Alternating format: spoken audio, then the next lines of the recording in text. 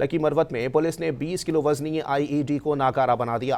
Police हुकाम के मुताबिक लकी मरवत के गांव वांडा अमीर में खुफिया इतलात पर कार्रवाई की गई। इस दौरान 20 किलो वजनी देसी साख्ता आईईडी बम को नाकारा बना दिया गया। इलाके की नाकाबंदी करके मुलजिमान की तलाश शुरू कर दी गई है। IG खैबर पख्तूनख्वा जुल्फिकार हमीद ने कामयाब कार्रवाई पर पुलिस एहलकारों की सताइश की।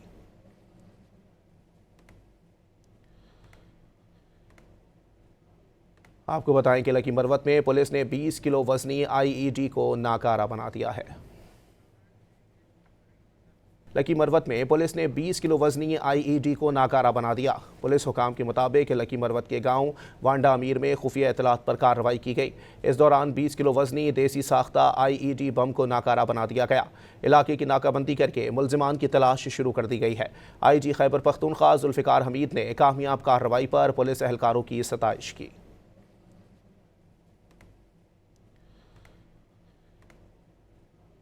आपको बताएं कि लकी मरवत में पुलिस ने 20 किलो वजनी आईईडी को नाकारा बना दिया है।